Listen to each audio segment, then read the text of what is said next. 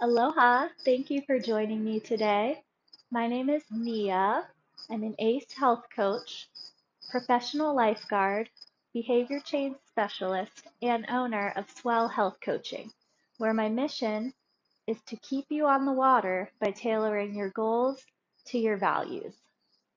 Today's topic is on the surfer's ear, and this information is coming out of a webinar done by Surfing Medicine International. I'll leave the link to the webinar in the show notes if you would like to go and learn more information about this topic. So first, the surfer's ear, which is actually a bone growth where bones grow in our ear canal, kind of the way mushrooms grow up a tree.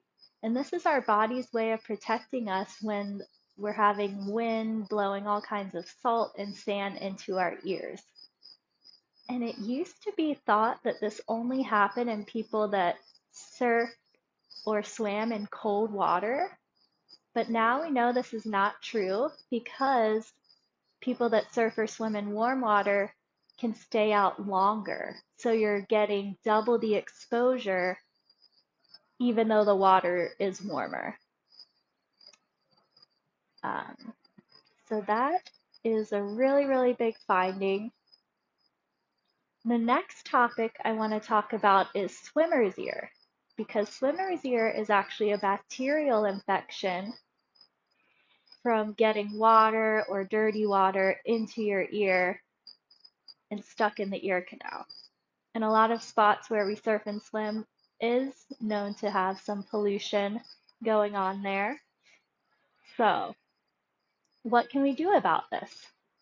Well, a really good home remedy for swimmer's ear, if you already get it, is to do a 1:1 ratio of distilled vinegar and boiled water, and then you allow the water to cool, and then you do a 5 milliliter drops twice a day to the infected ear. And now, that's what to do if you already have swimmer's ear.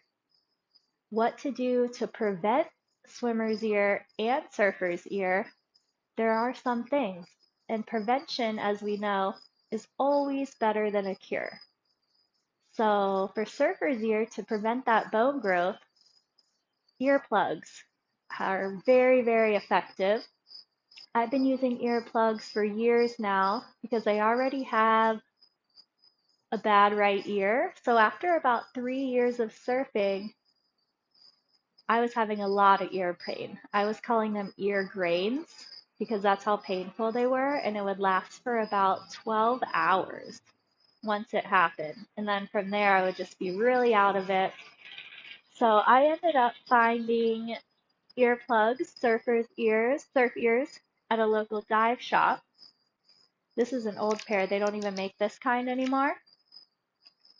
And there's all different brands right now that you can use. Surfer's Ears has an updated one as well, updated version. And I really don't surf anymore without them because the longer and more you surf, your risk goes up every year of getting surfer's ear and having that bone growth going in there.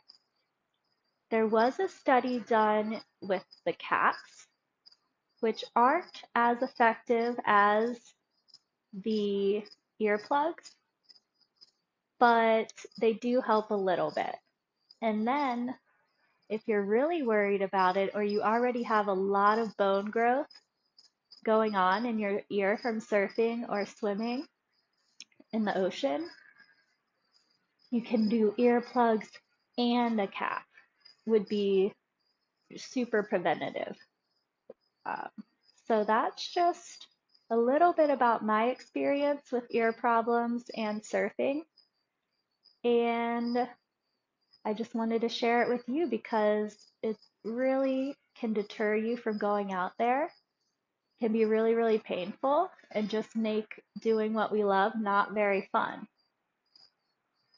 And some things that are hard though, it's hard to get into a habit of remembering to have your earplugs ready and remember to put them in before you go surfing. So that's all part of the preparation process, which is really fascinating to me because there's a million different ways that you could go about doing this. For example, I always keep my surf ears, in with my surf bag. And I am just now, after many years, in the habit of putting them in.